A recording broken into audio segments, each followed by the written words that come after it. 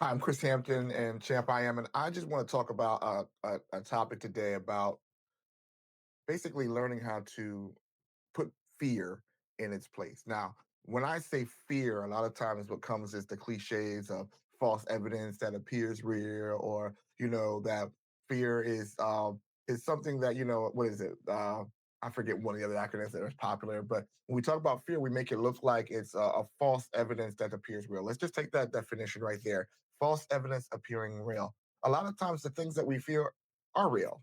So I really don't think that that's an accurate thing. You can have something that you are fearful of, but and we all have our fears. So to make it look like fear is something that's false, it means that we deny what the fears that we do have. Now, I don't think fear or being afraid is something that is a negative thing, but it can be a negative thing. And what I mean by that is fear. If you look at it, is an early warning system that something could possibly go wrong, which means that you need to be aware of what could possibly go wrong. But the thing that makes fear, when it's not addressed properly, there could be a fear that when it comes into your present, it confines you, it restricts you, it stops you from moving forward. That is when fear needs to be addressed, and fear should never get to the point where what you are looking at is overwhelming you. Because again, fear is just another warning system that something could possibly be wrong, right? We don't want you to look at something and say, hey, the house is on fire. And because you're afraid of the fire, you are confined and constricted to your spot that you don't run. See, you can't allow fear to stop you from thinking, to stop you from believing, and to stop you from moving forward. And that's when fear needs to be put in its place. So, number one, we have to acknowledge that we all fear. Number two, we realize that fear has its place. Number three, we got to keep fear in its face. So let's start understanding why fear it has the effects that it has on us, right? There are fears that we have that are stopping us from believing, stopping us from seeing, and stopping us from moving. And I'm going to share with you today some principles about three different fears that, when we put them in this proper place, they're helpful. And with the right perspective, it's able to grow you. So let's go on. Let me use the first fear, the fear of rejection. Now, when we think of the fear of rejection, you can have many fears, but I'm just going to use the fear of rejection as an example. Fear of rejection is believing that you have something of value, and because people reject you, you put yourself in a position where you allow fear to confine you, constrict you, and stop you from moving forward because you feel that they do not value you and that their rejection matters. But when you put fear in its proper space, the fear of rejection in its proper space, you have to have the perspective that, number one, you're not meant for everybody. You're not meant for everybody.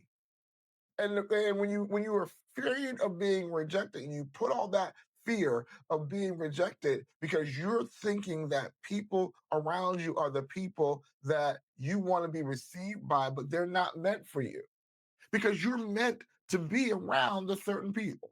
If you're starting your business and you're like, I'm afraid of if what if my clients don't get to me, right? So I make my advertising in such a way that it reaches everybody because you're seeing out of fear. But if you take your marketing, right, and you hone your marketing to your ideal client rather than thinking that you're going to be accepted by everybody, your message will speak to the clientele that it's supposed to and attract the right people. But fear of rejection will have you step out of your uniqueness to try to reach everyone. So when you understand who you are, you understand where you're not, and you begin to become confident. Yes. Do I want to make sure that I'm speaking the language of my clients? Yes. I want to make sure that I'm speaking the language of my audience. But don't be so enamored with your fear of rejection that it causes you to step out of your identity and your uniqueness to try to serve someone else. When you understand that you're not for everybody, then you know that your frequency is going out and your frequency is going to attract who's supposed to be listening and connecting to you. Let's talk about a second fear, the fear of failure. This is a good one too. Because a lot of us sometimes never start something because we are afraid of failing. But to me, I understand in life, whether you're doing marriage, business, whether you're a professional, whether you're a parent, that failure is a part of the process. That's the perspective that you have to have. Failure is a part of the process, and the likelihood that you will fail is inevitable. You're not going to win every single time.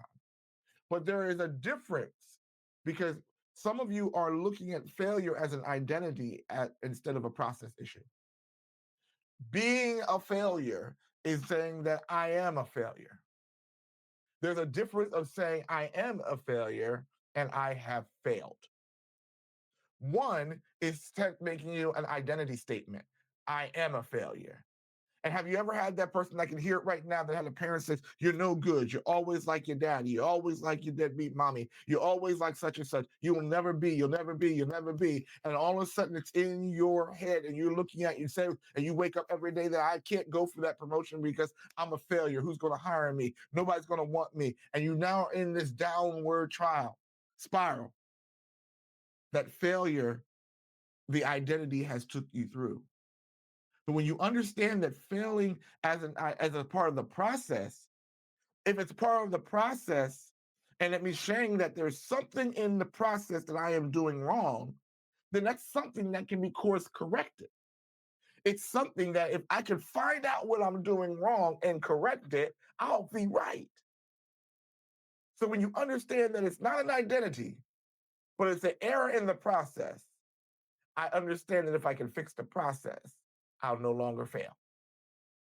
See how when you put fear in its place and looking at it in its proper perspective, I don't want to fail. I see the what is it? The effects of if I would fail, but I'm not going to allow fear to stop me from addressing what I failed in because I can fix it. If anything, say I am a fixer, I'm not a failure. You choose your identity. But I don't want you to take that unhealthy identity of saying I am an identity of a failure. You are not a failure. You are brilliant. You are unique in your way. Okay. The third thing is the fear of success. Now, when you look at the fear of success, that's another thing. He's like, what? The fear of success? There's actually a fear like, what if I become the greatness that I'm supposed to be? Can I handle it? If I become the corporate mogul and now I'm responsible for all these people, if I step out of my dreams and now people are depending on me to be, right? And then all of a sudden there's a pressure that's on there because of fear. Instead of moving in success, we sabotage ourselves because we rather stay average than succeed at what we're supposed to do because of the failure, a possibility of failing or failing to meet expectations of other people. But I want to ask you a question. What if you did succeed? What if you did succeed? What if you got to look at it from a different perspective? While you're focusing on what if I don't do it. What if you do succeed? That means you'll have people that are there to help you, people that are there to keep you, people that are there to keep you accountable of the vision, right? So start changing your perspective on there. But I'm going to share you with one key thought that can help you overcome most of the fears is this statement. The more I know, I fear less. Now, I didn't say fearless. I said I fear less. So when you get a mentor, right, that's going to help you to succeed and walk you through the pathway of success, you know more, you fear less because you see. When I do a workout and I know what the workout is, I have a better track record of completing that workout than if I don't know what that workout is, and I'm always thinking, is my muscles on the end on the edge of failure, muscle failure, right? But when I know the routine and I know what's before me, I become more confident. More knowledge about what you're trying to address will give you more confidence. And that's part of the success steps of overcoming fear is understanding the premise behind it. I used to be afraid of roller coasters, right? Right. Never went on a roller coaster before in my life. And every time I would get to the roller coaster ride, I would freeze. I mean, confined, constricted, couldn't move. Right. But once I finally got on the roller coaster, I realized that I'm no longer afraid of roller coasters, but I respect gravity. What I mean by that is, I just found out that I don't like roller coasters. It wasn't that I was afraid of it anymore. I just don't like not breathing for 60 seconds. But the more I got on it, I understood the process of it. I'm no longer afraid of it, but now I put it in its proper place. And now I choose not to do it. Not because I don't want to do it, not because I'm afraid to do it, it's because I don't want to. It's a difference because of the knowledge I received about it. What is it that's stopping you right now that all you need is a little bit of knowledge to move forward?